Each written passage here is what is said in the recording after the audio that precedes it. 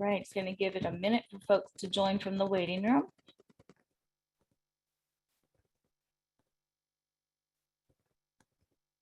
All right. Well, hello, everyone. Welcome to the first session of the Power Prism training series. We are so glad to have you all here today. I'm Andrea Wanero, and I'm the Product Development Manager for Voices for Healthy Kids, and I'm joining you from Dallas, Texas. To start us off, we're going to do a few housekeeping items. Today's session is being recorded, and we will share the recording, slides, any tools and resources at the end of the training series. We do ask that you please keep yourself on mute when not speaking. This is to help us ensure good sound quality throughout the webinar. If you need assistance during this call, please direct message me and I'll try to help you the best I can. We will have a Q&A at the end, but if you have any questions, you can enter them directly into the chat or feel free to raise your hand using the reaction button, and we will call on you and you can come off mute to ask your question. At the end of this session, we're going to share a brief survey, and we ask that you all take the 2 minutes to complete it. Your feedback is important to us. It helps us make these types of webinars better in the future, so we thank you in advance. Oh, are you having trouble hearing me? Some people are hearing typing or something, it sounds like. Okay. Well, let me go ahead. Sorry. Make sure everyone's muted. So today I'm really excited to introduce the presenters, both of who are part of Voices for Healthy Kids team. Ben Schmosh, who is one of our National Senior Advocacy Consultants, and he's joining us from near Spokane, Washington. And Lori Fristina, the VP Executive Director, who is joining us from Boston, Massachusetts. We are so thankful that Ben and Lori are able to join us, and I'm happy to hand the presentation over to Lori. Thank you, Andrea. Hopefully everybody can hear us clearly, but hit the chat if you can. We will try to accommodate that. It's so nice to be here. I can't believe we have 133 people on already, which is really exciting. I'm seeing lots of names of familiar friends and folks I knew in different incarnations. So thank you for joining us. We are going to today provide an overview of the Power Prism, which is an advocacy tool that has now been around 22 years and is really something that was built out of a lot of campaign experiences that some of you have been part of, a lot of campaign losses, because we learn our best lessons sometimes from what we lose when we're trying to pass policy anywhere in this country, but it makes us better advocates. And we are going to today really give a high-level overview of the Power Prism. Ben and I talk really fast and have way too many stories to share. So you may notice us getting signals from our colleagues asking us to slow down or move ahead. There's a whole summer series of Power Prism trainings that hopefully you've been invited to and can attend. There's a ton of tools that go along with this. But I also want to make sure that everybody knows that if you're part of this Voices for Healthy Kids universe, you know that you can access training, coaching tools, technical assistance related to any of these Power Prism tools for us as part of our home here at the American Heart Association at Voices for Healthy Kids, anytime, whether you're a campaign of ours or not. That is part of our commitment to the work and what we try to do and love to do. So we have a few objectives for today. The first is really to become familiar with the Power Prism as a tool to move advocacy campaigns and your mission. The second is to understand the 3 key questions of advocacy and maybe write them down somewhere, because in some ways that is the holy grail of the work we do. And then the third is we just want to have so much fun that y'all want to come back to every other training that is part of this series and continue to be part of this learning experience. So to start, basic definition of advocacy. I've noticed in the last year or so when I tell people on an airplane or at a social event that I work in advocacy, people sort of recoil depending on what their thoughts are and what advocacy is now, with how polarized politics are and what people's impressions are of what it means to be an advocate. It may not sound so cool to everybody anymore. And where it used to be like, oh, that's really interesting. What does that mean? So we really try to make sure we define what advocacy is and what that means. And so for us at Voices for Healthy Kids, it's super simple.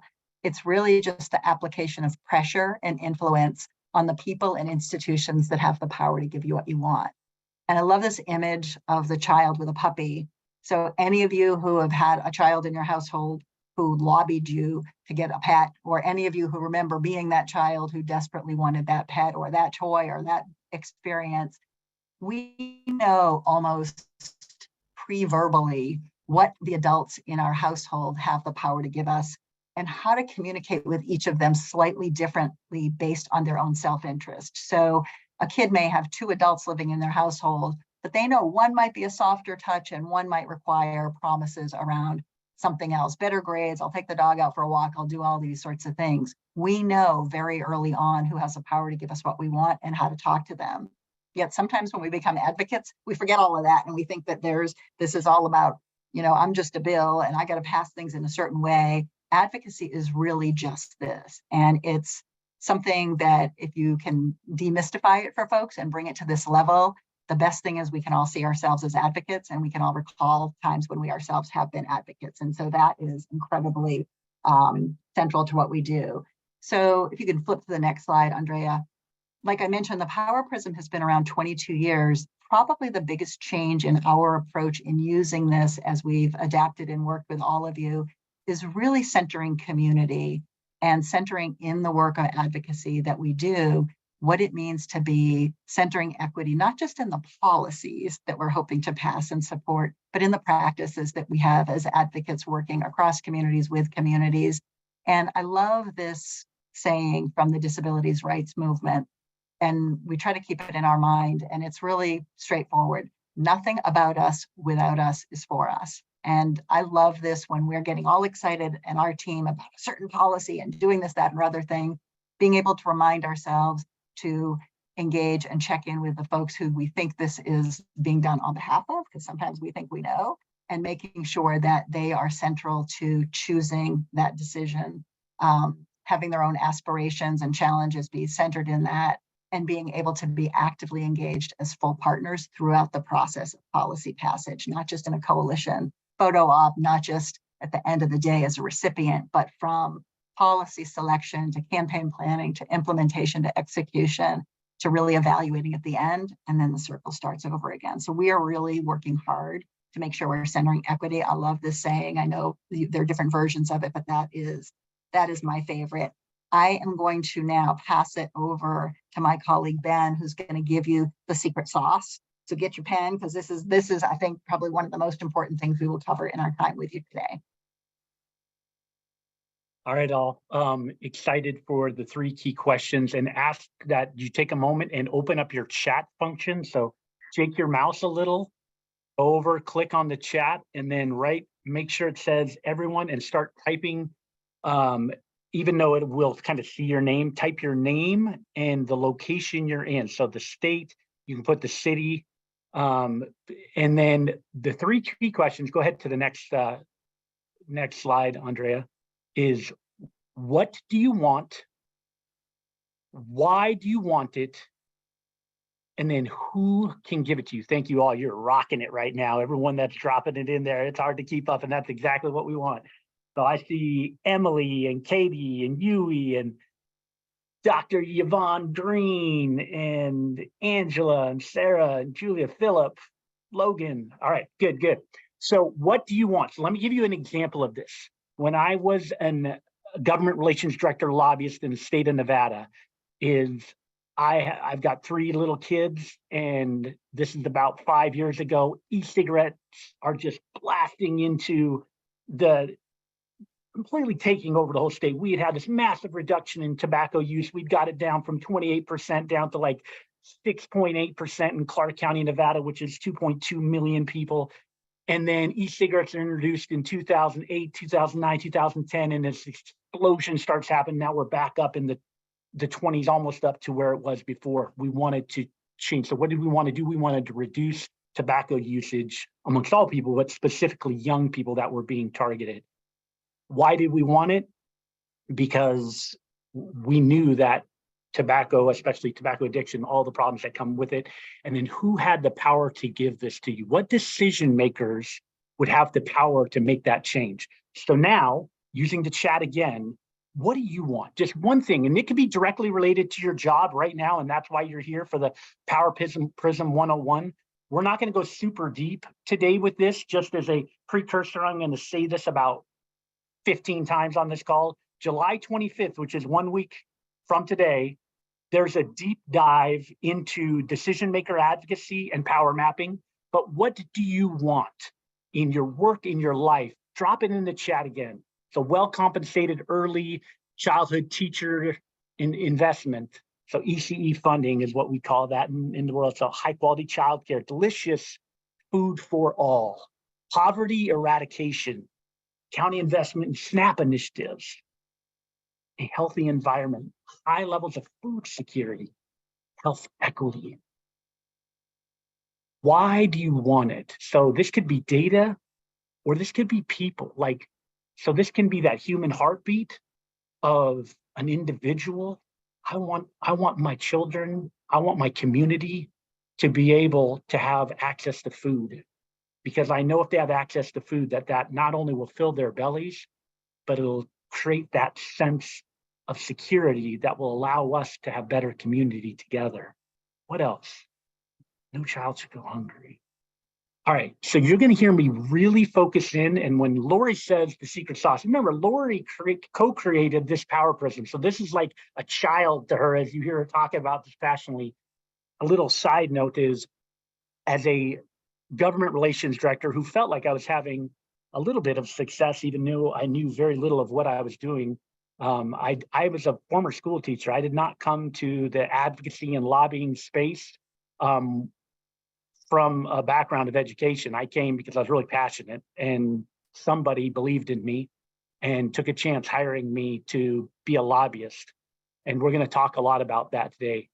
But I was coached by Lori well before I came into doing this job. And I've used these exact tools to personally be directly involved with community and passing over 20 public policies at the state and local level, and been able to do a little federal advocacy as well. And so this last question, who has the power to give it to you, is key. And all three of these questions we need to continually ask. I actually, as I'm coaching campaigns nationwide now as a national consultant for Voices, I bring these up constantly. There's a couple of people on the call today that I've coached with.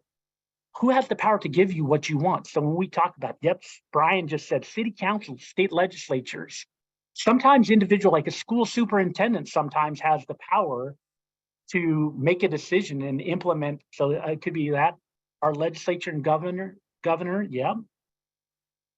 School boards are a big one.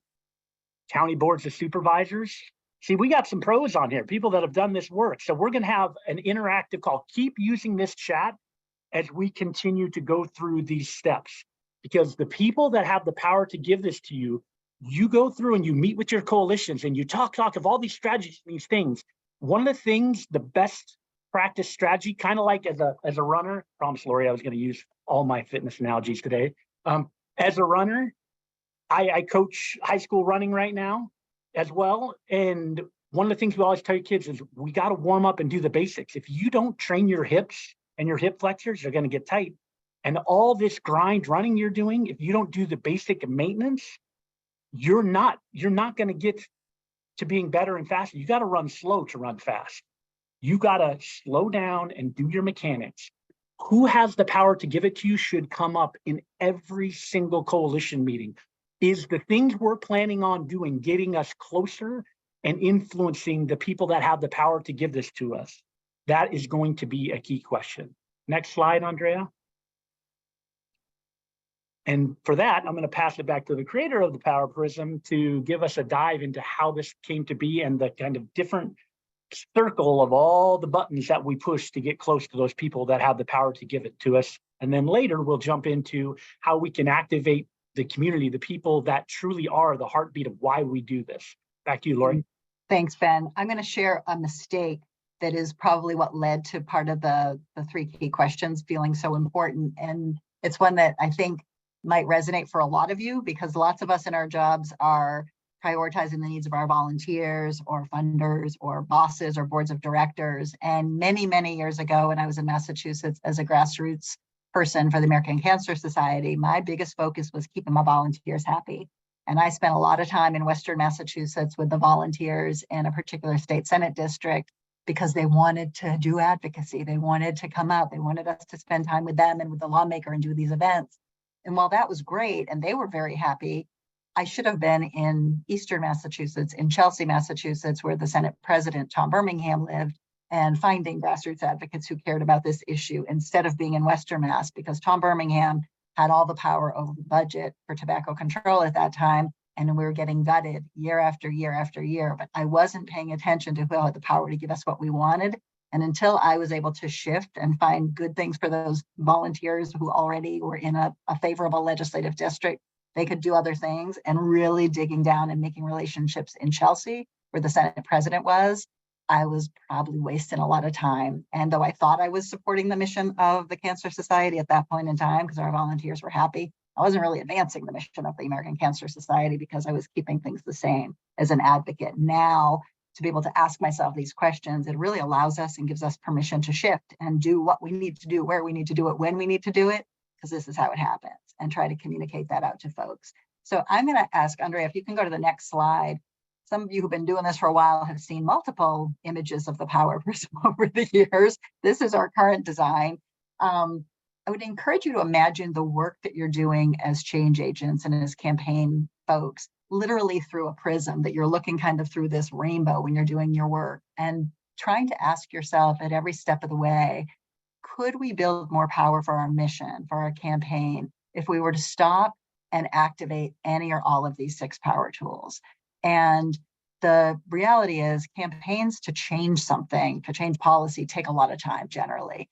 It's really helpful to have in your mind, on paper, in agreement with your coalition partners, that you're going to have this schedule of things happening. Some of them you're in control over. So when you see in the center of the Power Prism, it says internal or external campaign events. That's really a reminder to us that we can create our own campaign events to activate and build power and draw attention to the importance of the campaign we're working on. Those would be things like hosting a press conference, having a training like this, issuing a report, maybe naming and celebrating that you have a legislative champion for something. You are really in control of the message, the messenger, and the timing. So that's something you're in control over. And you should be thinking about all of those 6 power tools. We tend to think a lot more about the external campaign events when we're thinking about advocacy, the things happening to us and to the things we care about. So threatened budget cuts, committee hearings are coming up. Sometimes it was really exciting this year to watch things happening in some states. Something great happened in Mississippi, that we were watching states that were having a similar threat, and that coming out, and the people thinking, wow, this happened in Mississippi, and talking to the lawmakers in Missouri about that. That was exciting. So something may have happened in your policy area somewhere else, and you can use that as leverage to keep momentum going with the media, with your lawmakers, with your grassroots, because some of these campaigns are long slog. So the 6 power tools that you're looking at around it, we're going to go into a little bit of depth on each of them today, and you'll have more opportunities to dig into those in the subsequent trainings. What's important to think about with a Power Prism isn't just that you need to be good at all 6 of these things, or you need to have a campaign that's good at all 6 of these things. It's the magic that happens when you draw the lines between these 6 power tools. So it's not just these things living in isolation, it's these things living together and interdependently. And you'll see as we go through this what we mean by that. The woman that helped co-create this is named Judy Meredith, and she wrote a book called Lobbying on a Shoestring. I think she was one of the first female lobbyists in Massachusetts. And we still touch base at times, and it's like every now and then people will be like, are there 6? 6 power tools? Should be there a 7th power tool? Maybe these are too many, whatever it is. This seems to be like the right compilation of things that really need to be in place to be effective at policy advocacy.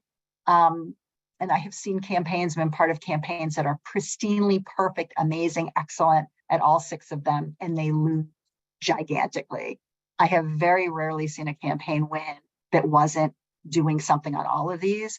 And it is very rare to have a single organization proficient at all of these, never mind a human being. That just probably isn't going to happen, which is part of why we work in coalition. But these really are the 6 elements that we see. We call them power tools that you need to be successful with things. So I am going to jump into the first power tool. And it's the only power tool that needs to come in order. The other ones can be sort of all over the place and all the time. But when we're doing policy advocacy, particularly policy advocacy that is also intended to advance equity, we really do need to start with research and data collection. We don't want to be making stuff up out of whole cloth. If we're going to be really pursuing something and engaging other people, we want to make sure that there's something behind it. So there's a lot of different types of research that we can use that are really important. We tend to think, and you can go to the next slide, Andrea, we tend to think about the science, right? If we're doing public health or early childhood education or environmental advocacy, we tend to think about the science, and the science is really important. It is really important to be able to have the facts and sort of how it impacts human beings and how it impacts communities and all of that sort of thing. But that's only one type of research. There's so many different types of research that can be used and that are necessary, and that the process of certain types of research themselves actually build power. So community-informed research, person on the street interviews, key informant interviews, voter polls, opposition research, looking into what your key decision makers are doing and liking, message research, evidence on really how that impacted communities feel about this particular proposed solution. Is there evidence that they actually really want this, that they support this, that this is something that's important to them? And if not, should we, do something differently? Research into the process. So we are supporting, as many of you are, policy change at all sorts of levels, federal, tribal, state, local. Everybody's got different rules. So you have to figure out what the rules are in that particular legislative body where you're trying to pursue change and really understand the timeline and how things happen. Tools for helping you find out how those things happen. If they're a mystery to you right now, they won't be a mystery to you for long, but you got to know the rules of the game because you want to make sure that you can get everything in on time and do things within the right process for success and not be super frustrated. But those are like lots of different types of campaign research. I'm going to ask you if you can go to the next slide, Andrea. The kind of my favorite kind of research is the stuff we don't normally talk about. And this is nuanced research. This is really research into going deeper into what that answer to the third key question means. So when you're able to know, like, what do you want, why do you want it, and who has the power to give it to you, and you can name literally who has the power to give it to you, and you have a sense that I'm going to just pick, let me just see, I don't pick a lawmaker here. How about, well, I'll pick Governor Maura Healey since I'm in Massachusetts, and then I'm hopefully that's a safe bet. Let's say the governor has an important issue before her, and we really need her to do something on X, Y, and Z. But I don't know that much about her. She was a former AG, and so we're going to do some research into really understanding who Governor Healey is, what makes her tick, what is her inner circle, what has she ever said about the issue that we're working on. What has she ever maybe written about the issue we're working on? What like organizations might have endorsed her candidacy who care about this issue? What might be her relationship to our opponents on that issue? What's the landscape? If I'm thinking I'm going to be proposing, a multi-million-dollar budget ask of the governor of Massachusetts when the economy is in the tank here, the political context is probably not really supportive of my ask. So there's a whole ton of stuff that you need to know in order to be successful. And it is, forget artificial intelligence, it's like Google alone has changed how we do this work. When I had started, we really were heavily dependent on paid lobbyists to give us the information, the intel on these lawmakers we were working with. They had so much power as lobbyists. And once we all had access to so much information through the internet, through donor files, through looking up news coverage, through now, my gosh, their social media accounts and who they follow and who they like and what's like, it's crazy and overwhelming to see how much information we have about public officials, that if we don't take advantage of it and we don't do the research, we are missing out on a gigantic opportunity to build connection and to build understanding and to find those common points that actually allow us to come together over the issue we care about in a way that makes it easier for them to support us. And there can be really amazing research done on elected officials in, I say 10 hours or less. If you can get 10 hours to really go into the research on a really highly important decision maker, you can change the entire trajectory of your campaign and you're not guessing anymore. And so we'll share a little bit with you about what that looks like. But It is critically important. It is also really fun. It engages your volunteers, hopefully. It engages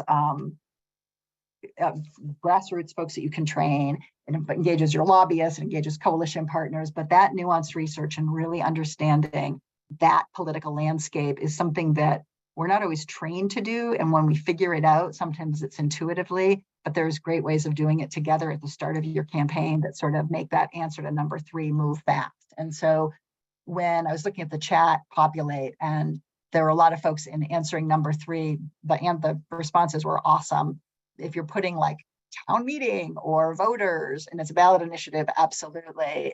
When it's the entire legislature or entire city council, that might be true as a governing body, but on every single given day, there's probably 2 or 3 real live individuals that actually have the power to give us what we want at that point in time.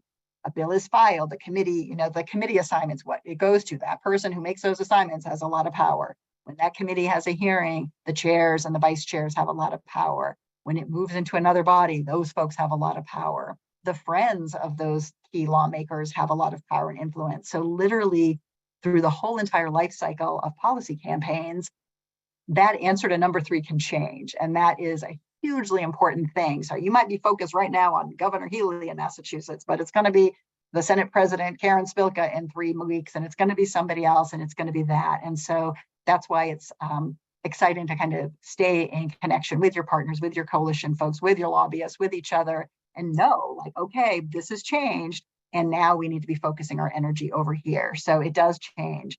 You can go to the next slide, Andrea. So some of the things that we want to look at, I think everything in the orange circles that you see around this decision maker. So that, it can be a specific decision maker. You can probably find out most of these answers through public sources, internet. If you can't find it that way, you could ask somebody who maybe has relationships at the state capitol or city council or wherever it is you're working. They could be lobbyists, they could be friends, neighbors, newspaper reporters, whatever. But we want to really understand about these decision makers. Do they have a connection to your issue? So asking them, do you have personal connection to our issue? We are working on SNAP incentives right now. It's totally fair when people are talking about the Farm Bill to ask if they've ever had a personal experience as a SNAP recipient when you're meeting with a member of Congress, and see what their answer is and pay attention to that, because that could be a sticky point of connection, hopefully. We want to find out what the current, about their current position. So they're an elected official. Never be shy about asking an elected official what they'd like to do next. Have you thought about running for higher office? And see what they say, because understanding an elected official's future ambition also gives you a sense of where you might be able to connect with them on issues, because those issues may be important for them as they build their portfolio. And they will tell you. It's shocking, but they will always tell you. Have they ever talked about your issue, written about your issue, voted on your issue, sponsored a bill about your issue, opposed your issue? Any of that stuff? Have they been endorsed by organizations that are adjacent to that issue? We want to know a lot about their social media presence. Are they really using it, or is it maybe somebody in their office is using it and it's sort of this performative thing? Or are they actually engaging? And if they're actually engaging, what are they saying? Who are they saying it to? Who are they listening to? How can you become a presence in that sphere?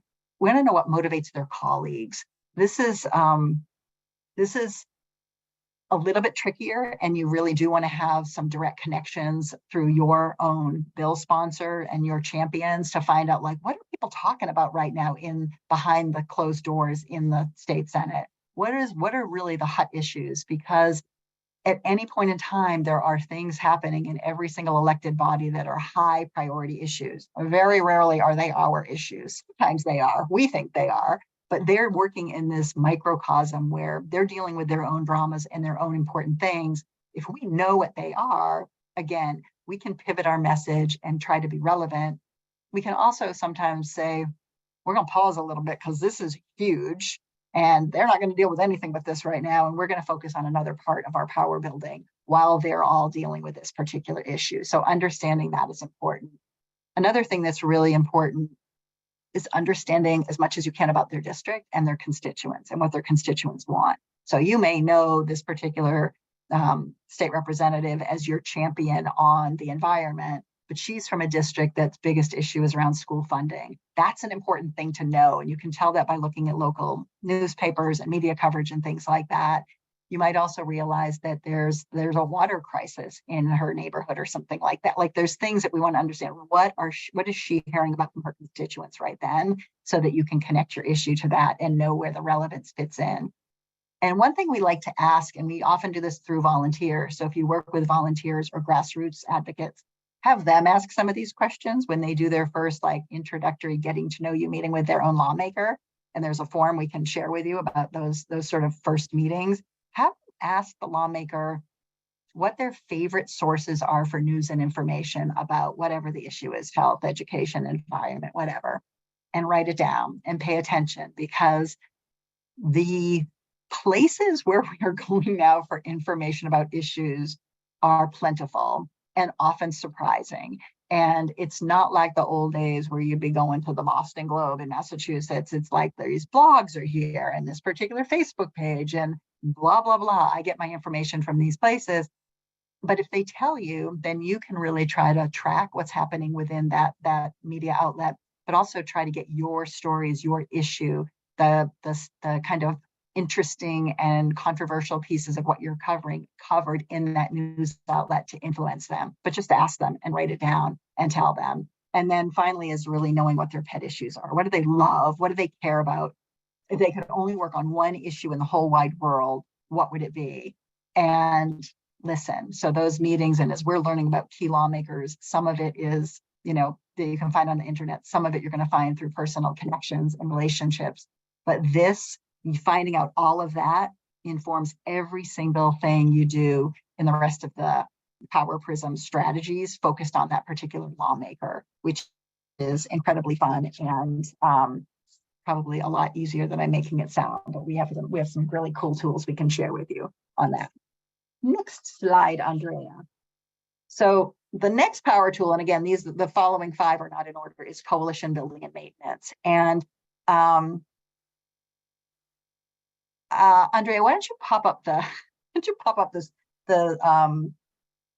we've got a little poll on this one. Whenever you want, you can pop it up in here. All right, so this is something for all of you you can respond to in the chat, and you have to be honest, it's anonymous. But it's which description best describes your feelings about being part of an advocacy coalition, and you can pick one. I love attending coalition meetings and would join one every day if I could. Number 2, coalitions are frustrating and way too time consuming, but they are effective ways of influencing lawmakers. And number 3, given the choice between joining a coalition and having a tooth pulled without Novocaine, I would choose the latter. Put your answer in, respond to that. Coalitions are tough. And they are meant to be tough. Good coalitions are made up of organizations with diverse constituencies, diversity of opinion, sometimes completely different reasons for being. If you can when you are able, Andrea, to go to the next slide.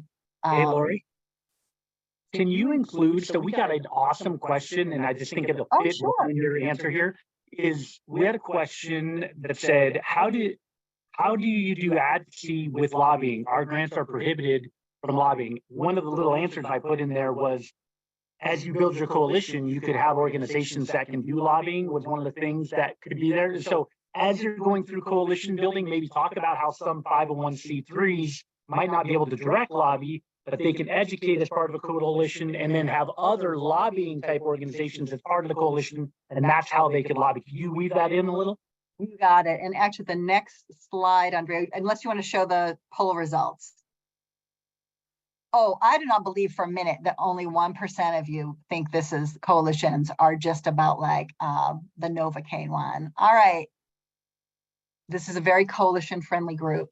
That bodes well, I would guess, for the kind of coalitions that you're part of. So if you could flip to the next one, and I will get to that, Ben. Thank you for flagging that. I'm having a hard time reading the chat and talking at the same time. Good coalitions have 4 levels of membership, maybe more, but there's 4 that we can really think about. There's the memberships right in the middle of organizations that have this, they share the mission. This is like their mission. Whatever this campaign is core to the mission and the advancement of what they're working on. The second layer of organizations are those that they care about your issue. It's a fit to their mission, but maybe you're not going to be in their top 3 or 4 priorities or legislative priorities that year, but they'll testify at your hearing, they'll show up at your press conference, and maybe they'll send out an action alert or 2, but they're not going to like fall on the sword for this one, but they're with you. That tends to be the membership that, as far as many coalitions go, is really the first 2 circles. And we really try to think about the outer 3 circles. The third circle are organizations and sometimes companies that have a motivated self-interest tied to your winning. So if you win, they win. That is an interesting thing to think about. And there's a couple different examples I can give you to think about what that is. But sometimes it's like literally a financial win. If you're able to achieve X, that could result in more business for their company. That's not necessarily a bad thing. Thinking about who those organizations are early and thinking about potentially engaging them as a partner in your coalition work is not a bad idea. And sometimes they are a silent partner in your coalition work, but maybe a financial supporter of your coalition work. That's, again, not a bad thing. As long as there's no quid pro quo that you're promoting their company, if they understand that when you win, they win, those folks can be really important partners in this. And then the fourth circle are sort of, it's a quirky subset of coalition partners that usually when people look at the list, they're like, why that organization on your coalition list? That doesn't make sense to me.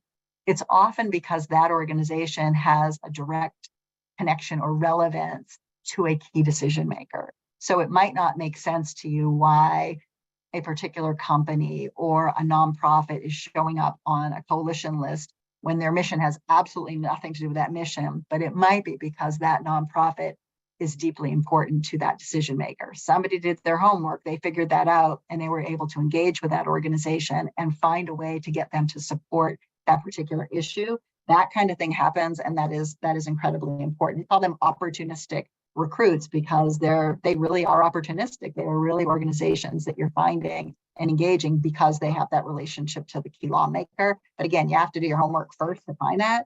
And for those of you who have done coalition recruitment before and you know how challenging that can be, if you've got 2 hours a week to recruit a new coalition partner, spend it on recruiting a partner that has some relevance to one of those key decision makers. You don't want to be spinning your wheels and recruiting somebody that doesn't already have some issues to advance what you want.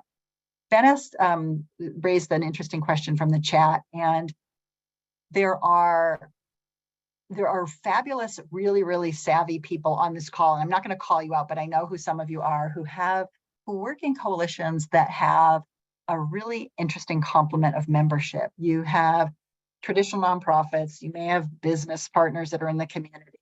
You may have advocacy organizations that are also 501c3 organizations, but actively lobby. You may have 501c4 organizations that get involved in elections, and that's okay, or PACs, and that's okay.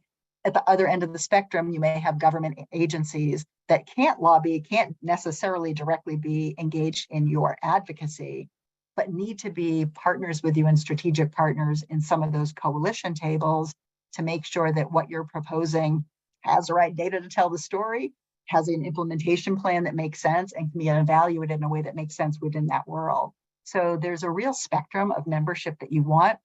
I would also say around the question of lobbying, and I can't see who asked it, so forgive me, but there are 501c3s have legally quite a bit of latitude to do lobbying and advocacy. Organizations themselves may make choices for a whole bunch of different reasons for not wanting to engage in that, and that is absolutely fine. For any of you who might not really be sure where that line is for your organization and you're a 501c3, or may have board members or colleagues within your organization who are like, oh, this is really scary, we shouldn't be doing this, and you want to provide some assurance and legal technical assistance, we do have the ability to do some training and technical assistance from, thank you, Dr. Greer. There's an attorney that we work with, and he works with nonprofits, and we're happy to make him available to train groups here on what 501c3s can do legally, how far you can get up to the line. He's amazing. His name is Alan Madison, and some of you have met him, but can also really make sure that we can all stay very much within those legal limits, particularly around election time. So if you want to learn a little bit more about what is possible, that's great.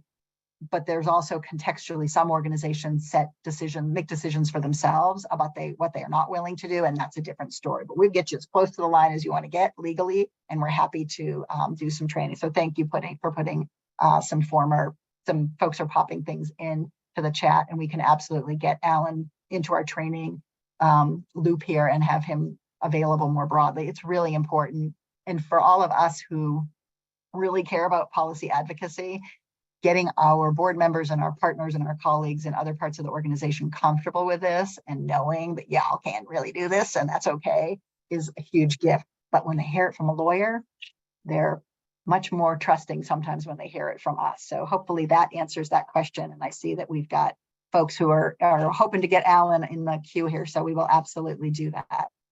If you can go to the next slide, Andrea.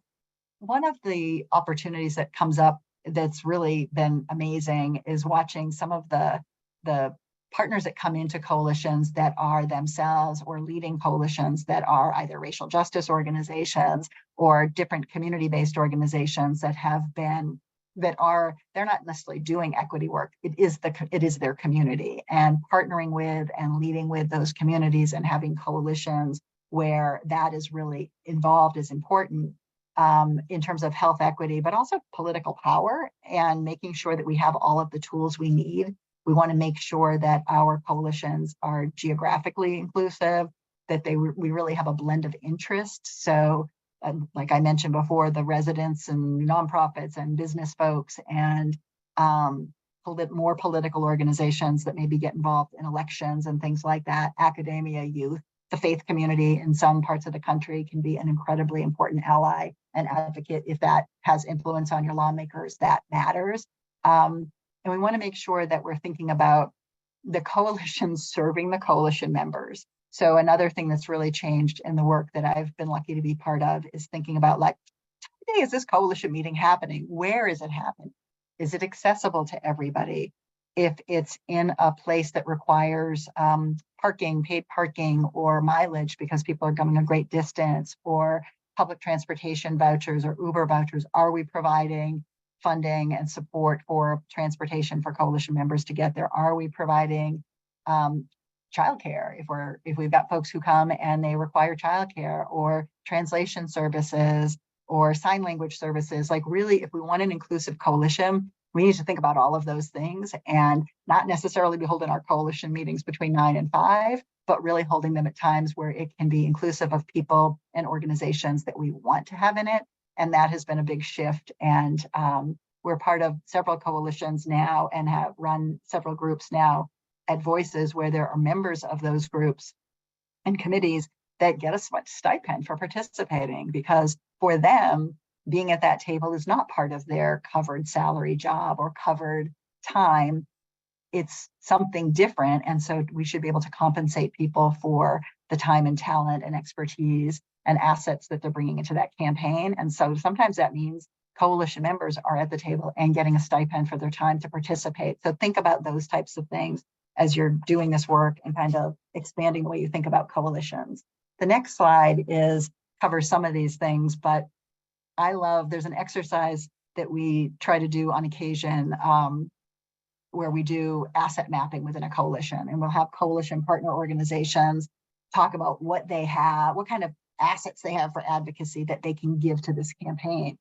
And when you're looking at it, you want to make sure that you have assets, right, in each of the 6 Power Prism areas. So the questions are aligned with that. Do you have coalition partners who can really help with this data and research, who are really good coalition leaders and have that experience, expertise, meeting space, things like that?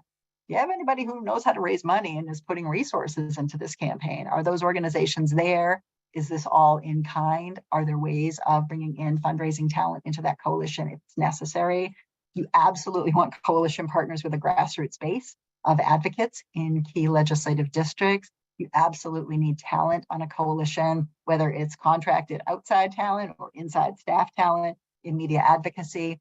And then very much so with decision maker advocacy. You want coalitions that have lobbyists that are present and participating, that maybe are interested, involved in some of the different associations of lawmakers and different things like that. But there's a lot of, when you start looking at what's the perfect complement of coalition membership, it changes when you look at it through this set of skills and proficiencies, and you're not just thinking about the list of usual suspects that come in. And so again, your recruitment of coalition partners based on these kind of strengths can change how you're prioritizing, who you're doing your outreach to, and why. All right, I think I'm at my last power tool here. Is that correct, Andrea? All right, this is my least favorite power tool, but it's becoming one of my more favorite power tools.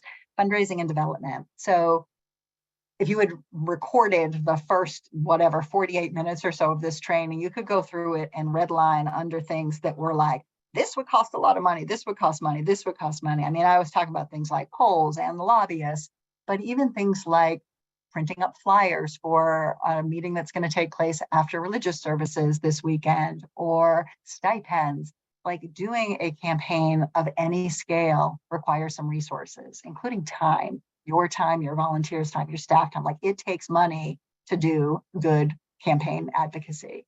Thinking about what your budget looks like is really important. Having a sense of what your bare bones, we have to have this or we can't even move forward budget is really important. And then having a sense of sort of your blue sky, perfect, if we had everything going for us and this is the budget we could really win with. You want to write that down too fairly early in your campaign, because you might get lucky and some donor might say to you, well, what would it really take? And you want to be able to not say, I'll get back to you. You want to have that. And so there are, again, tools that we can support as we move through this. But once you go to the next slide, and there's sort of this message around fundraising that I think is important and can be transformative. So we are always trying to get people to think about fundraising in a couple different ways. So when you're really trying to fundraise for your advocacy and how you build power while doing that. First is to think about your organization's financial supporters and engaging them in advocacy. And that sometimes is really not done in some large nonprofit cultures where there may be a big division between the fundraising part of the organization and the advocacy part of the organization. And yet anybody who cares enough about your organization to write a check or to sponsor an event probably could be convinced to advocate for something that you were supporting as well, if asked. And so working with your fundraising partners within your organization to find out where that could happen is really cool and really important. It doesn't happen nearly often enough. The other thing to think about is how can you leverage this advocacy campaign to raise money for your organization? So asking advocates to be financial donors, using a win. If you can go to the next slide, Andrea, I've got a few examples of how different organizations have sold, how they sort of sell their own advocates on donating to the cause. The first one there is a fundraising appeal from the Campaign for Tobacco-Free Kids. I live in Massachusetts, but when they won something in California, I got a fundraising appeal because I'm on their advocate list. That was really smart. They did something, it was urgent, it was timely, it was momentum. They understood that people give money to causes and organizations, not because you have problems, but because you solve problems. And so TFK was like, we did this, we can do it in your place. Momentum is going across the US. Great strategy for fundraising. So when you have a win, absolutely do it. The second example is on the website of Every Texan, which is an incredibly awesome organization that does really hard advocacy in a place that can be sometimes very challenging. What I love about the way Every Texan describes their work, they don't hide it in anything flowery. When you look at what you're making a gift for, it is very clear that you are making a gift to support public policy in Texas, and they just put it out there. The third one, if you're familiar with Giving Tuesday that takes place in November, Equality Ohio and possibly other partners, I don't know the history of this particular campaign, kind of had their own spin on it. And it was around Give Out Day, and it was just at the end of July. And so what they did was cool. They had this fundraising campaign, and it was around LGBTQ rights and supporting the advocacy. They gave you two ways to give. One was to get engaged in taking action, which was cool. The other was to get engaged by giving money. And better would have been awesome. Both would have been, doing both would have been better. And so you had that opportunity. So organizations find different ways to ask. We would strongly encourage you to ask all the time if you're doing advocacy work, and don't be shy about it. but ask your advocates to support the work and ask your funders to support the work. And the last example I have, I think on the next slide, is one that I love because it's where I work, is at the American Heart Association. Your donors are one of the biggest audiences for our annual reports. So all that work that goes into putting annual reports together, the audience for those generally are your current donors, prospective donors, and maybe the board of directors, right? And this example from the American Heart Association a couple of years ago is literally the annual report. And so you're seeing, and you scroll, it's digital, it's on our website. So you can see, you know, page one of it, it's our CEO and President Nancy Brown. You scroll down, the very first thing the Heart Association is talking about is advocating for systems change. They know and understand that that is something that not only should appeal to our donors and supporters and board members, but we want them to become more engaged as advocates for the Heart Association mission. And nothing happens by accident. It's all really, this is really done from some understanding of what it takes to influence people, what it takes to engage volunteers and donors over the long haul. So it's no mistake that advocacy was the first thing featured. I love that. I'm looking at the chat. If folks could all mute, it sounds like somebody's getting an echo. I just want to make sure that folks are able to hear this. So yes, there was the quote, Sam, about people give us money not because we have problems, but because we solve problems. I did not invent that, so please don't tweet it out and say that Lori Frasina said it. It was Terry Tyson is a fundraising consultant that I've had the honor of working with at different points. She said it. I don't know if she invented it. I've never forgotten it because it's true. And it's a really good lesson for us to keep in mind. So there's lots of ways that we can raise money and engage in trying to support the advocacy we're doing.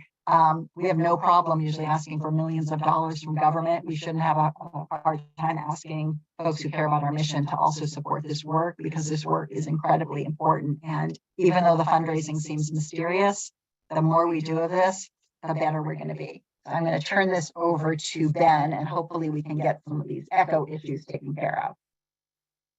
Thank you, Lori. And am I echoing as well? No, dang it.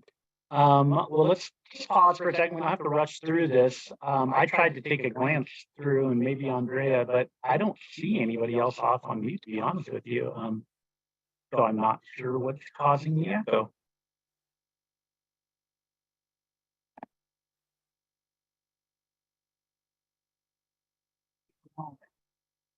Test, still echo?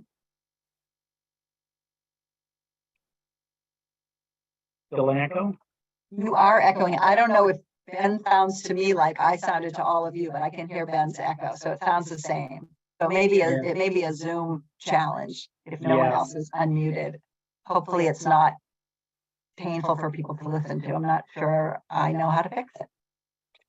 Well, we will, we can hear it fine, but it is just a little echoey. If we are fortunate enough maybe we could all try to like mute and unmute, and if that helps, never know. I tried. All right. Well, it's about time, and that's a good reminder to jump into the chat and thank you all for your patience, and hope you're still getting the value from this. Thank you, Lori. So grassroots and key contacts. Just a reminder, because we brought it up a couple of times here. So next week, as I said before, we're going to have another one of this series. Lori and I are doing some overview and teasing in some questions, really hoping that as you bring your bucket to this waterfall, that you're able to fill your little 5-gallon buckets a day with something new. A lot of you are experienced advocates. A few of you are newer to this space.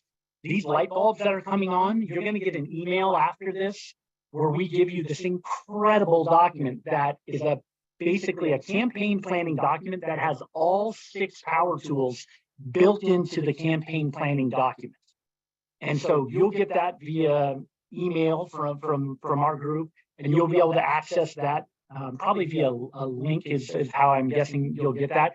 And it'll have grassroots and key contacts as part of the campaign planning document. It'll have a link to specific documents and resources about grassroots. It'll have all the power tools, so the coalition building, all of these tools that we've been talking about. The 3 key questions are right at the top of that document and are incredible. So grassroots power, when organized and prepared, can overcome even the most well-funded corporate interests.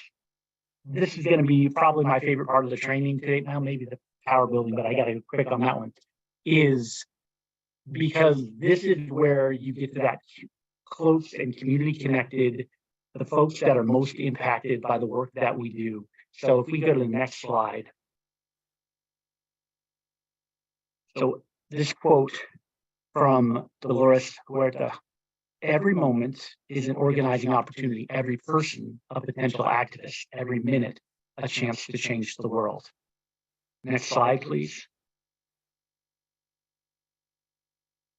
So these voters and residents, and I like to specifically get to this point of the people that are impacted by what's going on.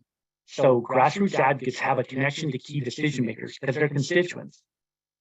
Elected officials want to hear from these folks. And oftentimes when we do power mapping, which is coming up right after this and is a specific focus of next week's training, is we want to appeal to those people that are elected to represent us. You know, hearing from constituents can impact this, and just a handful of phone calls can make them take notice or take action. So we're fortunate. I didn't plan this, but John Wilson's on the call from Kansas.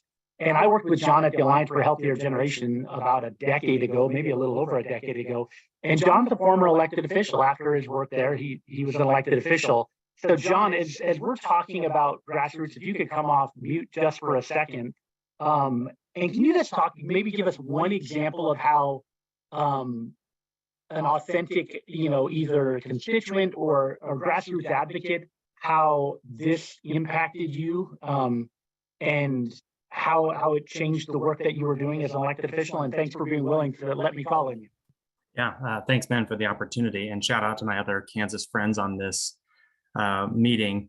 You know, I think for me, particularly when I was a new lawmaker, I responded when people reached out to me, and we found that in our current advocacy work, new lawmakers, if they get a dozen calls or emails or postcards dropped off, that can have an impact because they're not used to necessarily hearing directly from constituents. And so anything that we've done at KAC to facilitate that grassroots contact has made a difference. And I think you're right, as I'm reading the bullets on this slide, like hearing directly from residents or constituents in their district is really, really powerful. And you can be the most charming lobbyist possible, but you're still likely not a voter in their district. And so helping to get the voices of residents directly in contact with lawmakers is really important. One other quick question, John, because I just find, and I'm going to tell a story about this in a second here, but does it matter if they give you the perfect elevator speech and like it's all polished and dialed, and if they have the right shoes on, or do you just want to hear people's stories? The stories are critical, and I think authenticity is the most important thing. And in fact, we found that in Kansas, and I started to experience it as a lawmaker, sometimes the boilerplate emails or phone calls start to get ignored. So anything that shows a level of customization or authenticity, including how you really feel about something, can make a difference. Perfect. Thanks so much, John. Yeah. Next slide.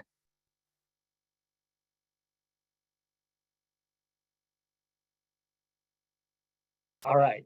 So if I get a little misty-eyed here, be careful. And John, this was little itty bitty Ruby, and now she's very big 16-year-old Ruby. But in this picture, this is my 11, almost 12-year-old back in 2017, who is extremely anxious and hates public speaking at all levels.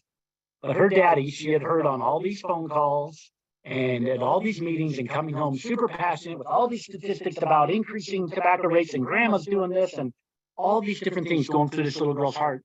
And she would come home from school and say, Daddy, I saw Jacob go into the bathroom with the boys today, and he was sucking on one of those vape things you were telling me about, and it really bothers me. And Daddy, today on the bus, in the back of the bus, there was kids like that are in my grade that I like. We sit down at the park, and they're doing this too.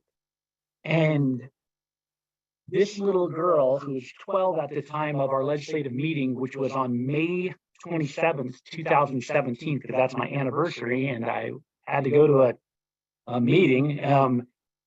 As I was getting ready that morning, I told her, I said, Ruby, it was May 27th. Don't get married on holidays. It was, Memorial Day weekend again. And I was out going to work, and I said, Ruby, I'm going to this meeting. Would you want to come and tell your story? She said, do I have to talk? I said, you don't have to talk, honey, but I could just even point at you or just tell some of your stories. But if you'd be willing to sit next to me at the meeting, I think they'd really like to hear what you have to say, because, honey, your story is the reason why we're doing this. Because a bunch of kids, your friend Jacob and these other kids that you're seeing at the school, these lawmakers want to hear, and you're the one, and it's a holiday, so all of our traditional advocates probably aren't going to be there. But if you want to display with your friends, it's fine. But I got to go to this meeting. I have my suit and tie on. Well, give me a second to think about it. She goes upstairs, comes down in this beautiful little dress. And we went that day. We sat there for 2.5 hours before our issue came up, Senate Bill 263, which was to tax e-cigarettes at parity, which means as at the same level as other tobacco in the state of Nevada, as we've watched this 18% increase in tobacco use amongst youth over a 5-year period happen. It was devastating. And she's sitting there listening. We're drawing little pictures with each other and getting bored in the back. It's about time, honey. And the head of the Southern Nevada, Tobacco Coalition gets up and gives his little thing, and then all these other really important people in suits and ties and shirt dresses and things get up, and we're about 5th in line, and I sit down and come off mute. My name's Ben Schmoss. I'm the Government Relations Director, American Heart. And I said, my daughter's here, and she's had these experiences, and I just hope that she could just share a little bit. And she copies me. She goes, hi, my name is Ruby Schmoss, and I'm a student at Brown Middle School, and I just, like my dad said, I'm not even a teenager yet, but my friends, and she tells the story about the bus, and she tells the story about the bathroom, tells the story about one other thing. I couldn't believe she was even talking. Her little hand was shaking. I was so impressed with her. I couldn't believe she got up with me. And then one of the incredible moms that was a state like John, that was away from her children as well, that hadn't signed on as a co-sponsor to this bill, who was on the other party from the sponsor, that was not in the majority, physically raised her hand and then had to hit the button and said, could I ask Ruby a question? And the chair gave her the floor. She said, Ruby, did I hear you say that children sell these in the hallways? Because that was one of her little stories, that these kids were selling them to each other. And she goes, yeah. And she goes, how often do you see this, Ruby? And there's every single day in the bathroom. If I go into the bathroom, I see a kid vaping. And this experience, she asked Ruby about 9 questions. And then she said, did your principal know this? And then one of the other lawmakers said, well, she didn't know then, she knows now, And there was a big laugh amongst the deists of this. And then they all started asking questions. We got something like 23 questions. The guy that was the PhD from the local university that testified to the toxicity, he didn't get 23 questions. I got 2 questions, and most of them were, can we talk to Ruby? This little grassroots advocate had the power of story and authenticity, and it made a difference. And that's grassroots power, when you can actually connect people that are really being impacted, and you can make people feel. That state senator that asked the first question, I had Ruby sitting next to me, my little baby, firstborn. She saw her firstborn. She didn't see mine. And the questions touched her. As parents, many of you, 100 some on this meeting right now, can feel that I'm not just talking about a grassroots story right now. I'm talking about my Ruby. And that matters. And when we can connect to that, we can make a difference. And thank you for those that commented. She was the expert, because this is a public health issue, and parents didn't realize that every single class period, their kids are seeing this. And this was 5 years ago. So out of the babies. Absolutely, Deborah. All right, next slide.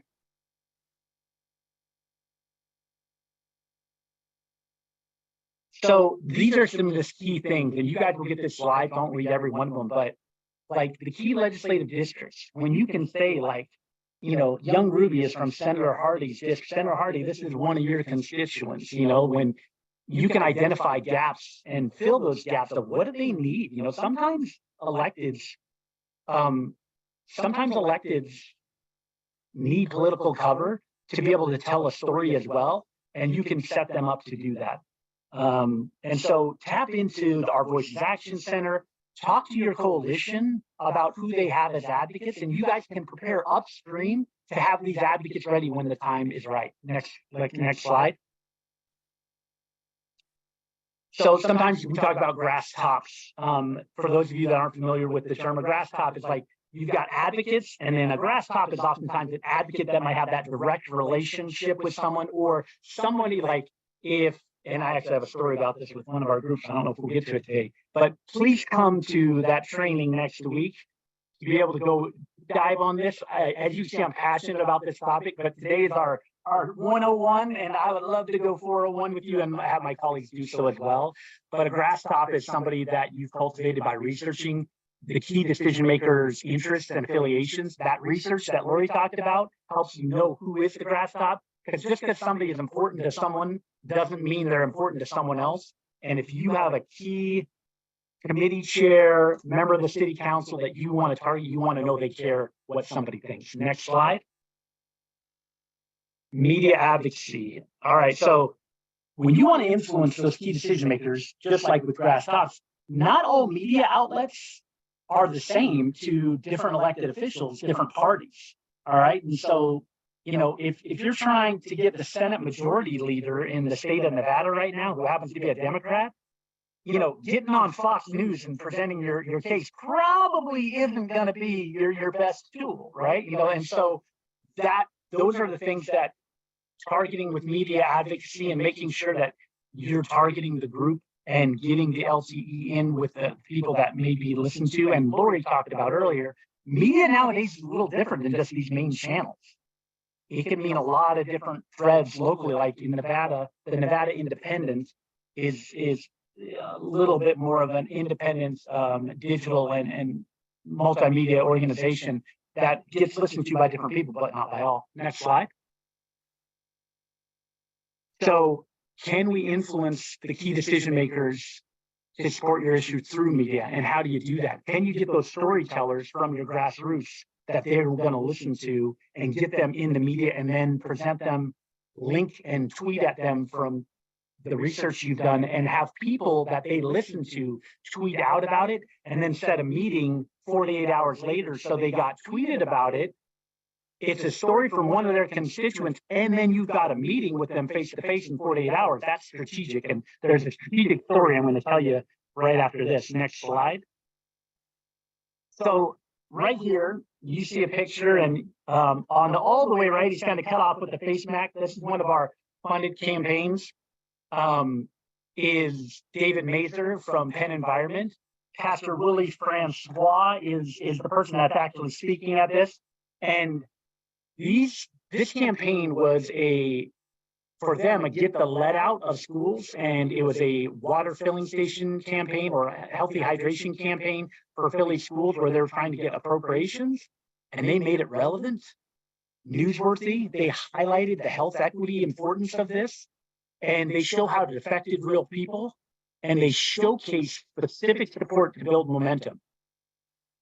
This creating a message that is targeted, in this case they did a lead map that was from data that the school collected, and then they dropped the lead map and all of their media at the same day, and then had a city council member who was in charge of that work prepared to drop a bill all consecutive days.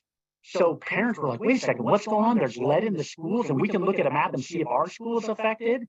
And then they've got an LTE with parents and advocates and data in it, and a map that they can go to and see all the information, all sequential. We have a YouTube video, but for the purpose of time today, this will be in, closer I am, the less echo, okay.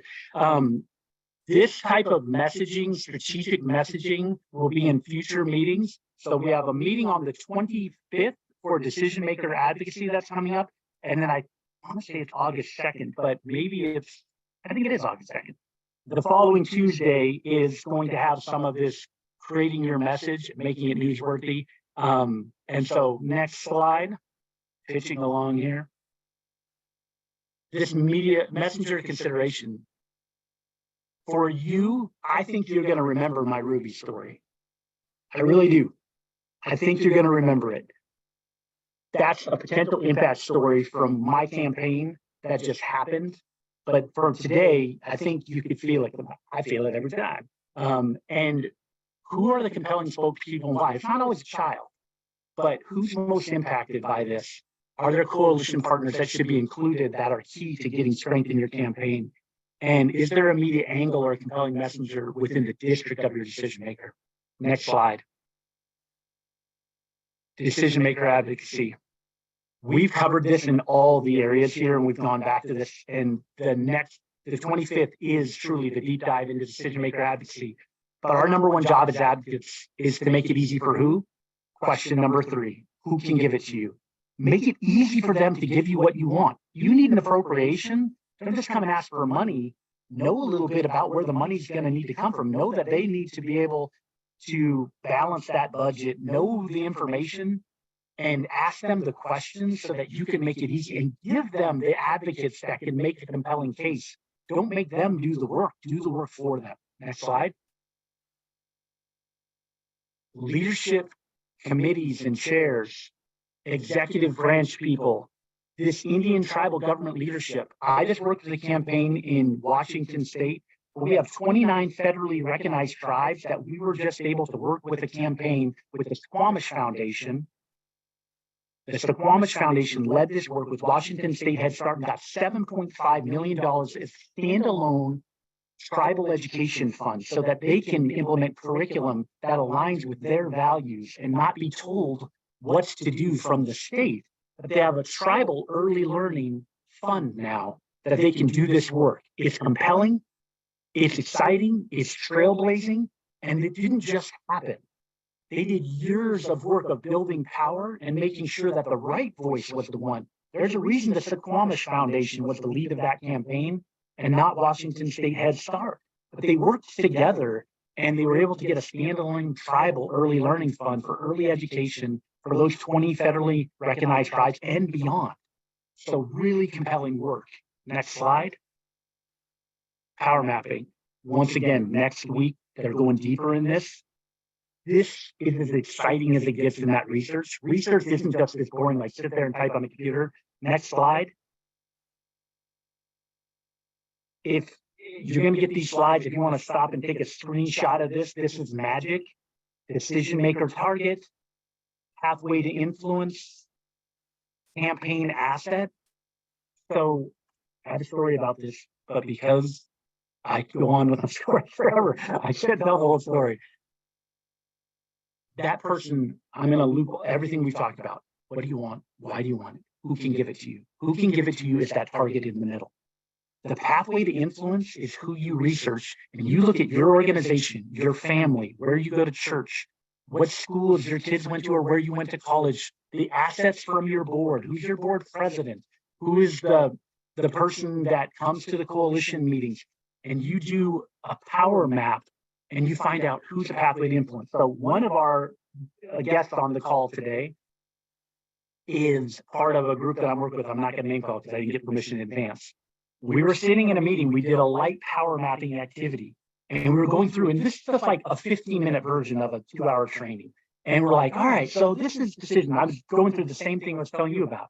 And what happened is we found out that one of the people in the meeting, her husband had literally hosted a campaign event for one of the school board members that got elected for the area that we were targeting. So her husband at her house had hosted this target, the decision maker that we needed to support the work that we were doing. So her husband was the pathway to influence. She was the campaign asset or the person with the relationship, and the target was the school board member. And so in that meeting, everybody's like, this group, this coalition was just being formed. They're like, that's an incredible thing. And then they're like, well, actually, we know that the other target for the school board, because my mom goes to church with this. And then that's how the process starts to happen of power mapping. It's not just you sit around and you're like, all right, this is the decision maker. How do we get to them? You actually look at everyone you're connected with and who are they connected with. And then you look at Twitter, you look at their Facebook, and then you ask about all those things and you start to power map and you bring a plan to life. It's not theory. We've all played the game or heard about 10 years ago, the 5 degrees of Kevin Bacon. Like the power mapping is how we're able to take a campaign and find out that we do have power, community has power, and oftentimes we cannot be the person that's leading the ask. We need to have someone that's genuinely connected to the decision maker, but also to the community that's most impacted by the work. Next slide. Plan to learn. When you meet with lawmakers like John and whomever else, is do the research before so you can go in there and you ask questions and you know what they care about. And then come in there and ask them, hey, I heard you care about this. Can you tell me more why? And you get to their why. Get someone talking about why. And have it be authentic. Be curious. I like all 150 of you I want to know more about, and I just don't have the time. Be brief and then ask them what they think and how to get more information about them and how you can support what they care about. And they usually will ask you, what do you care about? Why are you here? And that's an opportunity to build those synergies. Next slide. These constituents turn good meetings into great ones. Make sure that they reflect the Squamish Foundation. Nigel went in Washington State, they just didn't understand why they needed the standalone tribal early learning. Nigel, who was from the Squamish tribe, explained very clearly how when people tried to tell them how to do their early learning, and he was the early learning director, they just weren't hitting the mark of the cultural values they had. They needed a fund to fund their children being able to do the work and to make the progress that they felt they needed to make. Next slide. And I'm going to pass it over to Lori to kind of wrap us here with the final appeal to self-interest, and then our kind of closeout slide here as we're getting close to the end. Lori, thanks for listening. Thanks, Ben, I appreciate it. So I think you've probably gotten the message now. Everything we're doing is really focused on appealing to the self-interest of the person or organ we're talking to, and that makes perfect sense. There's multiple ways to do it. Andre, I'm going to have you go to the next slide. Hero opportunities are something we need to think about for lawmakers, for partners, but really how do we make these people look good? How do we get them to be celebrated and have the political cover they need to be able to continue to advocate on behalf of the issues we care about? Hero opportunities could be it doesn't have to be a campaign donation. It could be inviting them to speak at an event or writing a letter to the editor and praising them or saying something nice about them on social media, or not telling anybody they were the champion of your cause if they don't want their constituents to know about it, but just supported it because they really believe in the work you're doing. And that is a request that's been made of a lot of coalitions this year where things are so dicey. Lawmakers are like, I got it. Let's just keep it quiet right now and we're going to move forward. That's okay too, as long as they feel like they are really being positioned as folks that we appreciate and heroes. And as we're helping newer, younger lawmakers develop their own political resumes, this is a really important way to do that. And that's something we can do that outshines any size of a campaign donation at some levels. Next slide, please, Andrea. So pulling it all together, there are tons of different advocacy models out there, and I think they're all good. And I think you should use this to complement anything that you like and prefer and are comfortable with. But one of the things we get asked sometimes is, so what's different about this? So I'm going to we've got a couple of slides that I think draw a picture of how the Power Prism approach can be different, not necessarily better to everybody, but different. And it's really sort of comparing the linear way of doing advocacy that many organizations do. And if you think about the example of releasing new data at a press conference, generally we're thinking about what's the plan to do that? Who's drafting? What's the quote? Here are the speakers that are ready. Here's sort of the run of show, pushing it out. So you're getting the release out, you're calling the media, you're responding to press inquiries, maybe arranging for interviews, and then really producing, the media covers it or they don't cover it. And that can be a huge success. And there's lots you can do with that internally. There's nothing wrong with that, but it doesn't necessarily take advantage of building more power for your campaign or mission. So if you can go to the next slide, Andrea, the Power Prism is really an invitation to stop and brainstorm a little bit the what ifs. And so same scenario, if you're trying to think about using that internal campaign event of your press conference to build power, you might think about getting and sharing survey data from community groups about that particular issue and having that brought in. You might really be careful about including quotes from community members, a coalition director, decision maker, not just your organization, but others, to shine a light on sort of the inclusivity. You might distribute it to those media outlets that you already know your lawmakers pay attention to because you've asked them and you've been tracking that, as opposed to just your regular list. You probably want to include a personal story in that. So you tap into your grassroots database to see who has a story that's connected to it. In terms of pushing it out, making sure that you're inviting and allowing folks in your inner circle to have sort of a preview that, there's this embargo thing, it's happening tomorrow. Here's what it's going to say. Please be there to follow up and tweet and support that. So they feel like they're part of your campaign, even if you've never met them before. Then when they hear about it on the news or read about it or see it in social media, they feel like they're included and they know what to say about it. And if you're working on something controversial that is really important, you want to make sure your grassroots folks are prepared.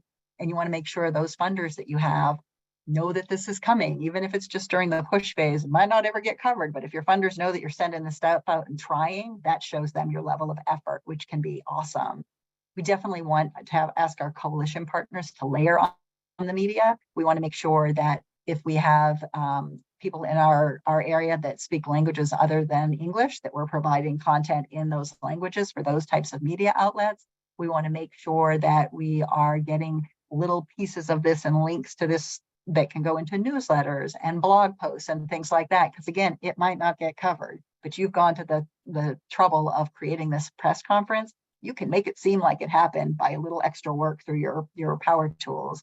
And then finally, let's say a story runs and it's a good story, it's a bad story. Yeah, either way, it might be an opportunity for a follow-up letter to the editor or an opinion piece or a phone call to that reporter to say, wow, that was really cool. That was really great. You captured that in a way I never heard that captured before.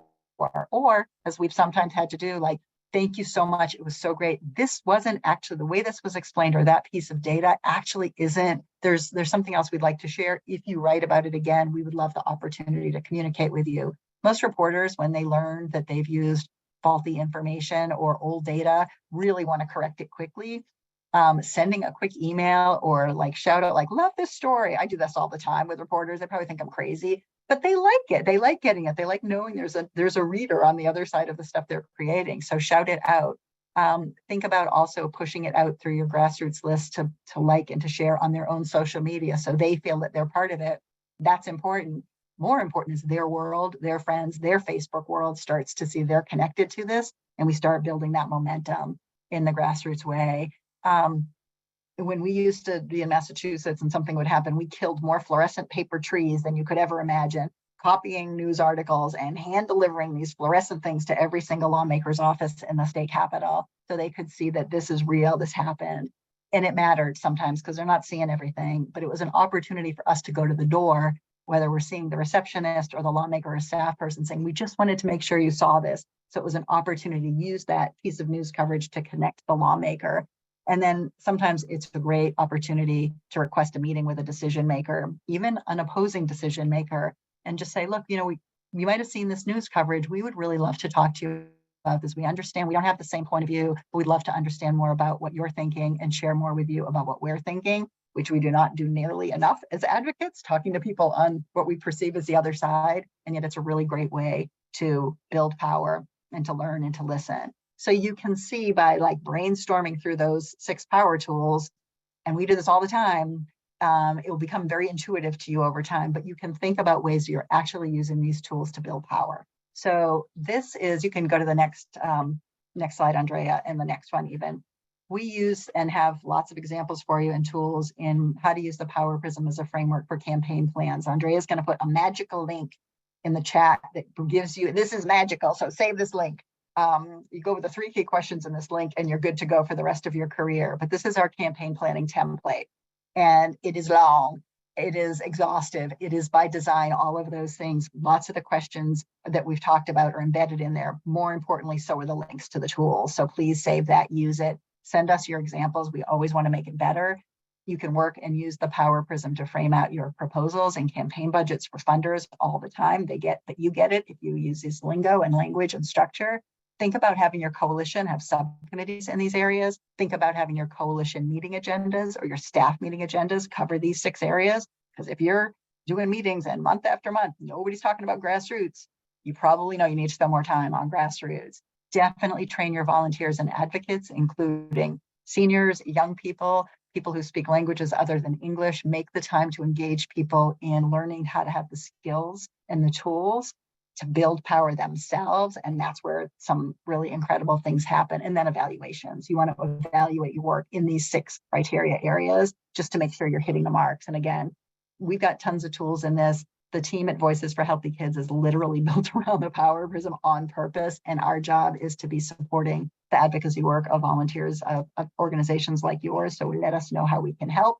I'm getting that hook from my friend Andrea, and she's gonna give us something that she wants to do, I think, in the chat to round this out. But thank you so much for your time and attention. Thank you, Ben. As always, you're a wonderful partner, and Andrea couldn't ever do any of this without you. So thanks. Well, it wouldn't be a true webinar if we didn't have any tech issues. So, but thank you, Lori and Ben. You guys did a wonderful. And again, everybody will receive the recording, the slides, and any resources that we put in the chat. So right now I'm going to go ahead and launch. Before you jump off, I'm going to launch a poll, and I would love for everyone just to take a brief survey. And then once you're done, feel free to jump. As a friendly reminder, we will have our next session next week on Tuesday, the July 25th. And that's all I have. So I appreciate everyone taking the survey and joining us today.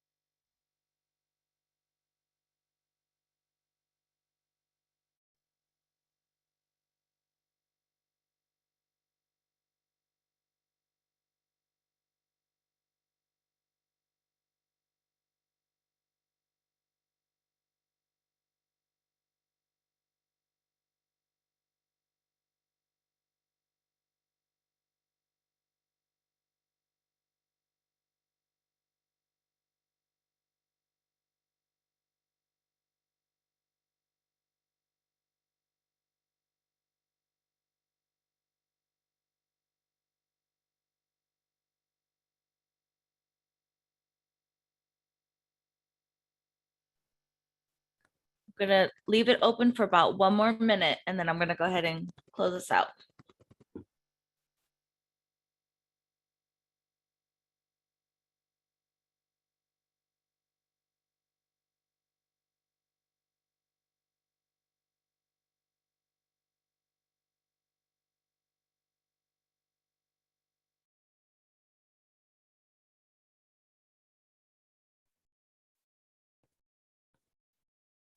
All right, thank you, everyone. We'll see you next week. Thank you. Thank you.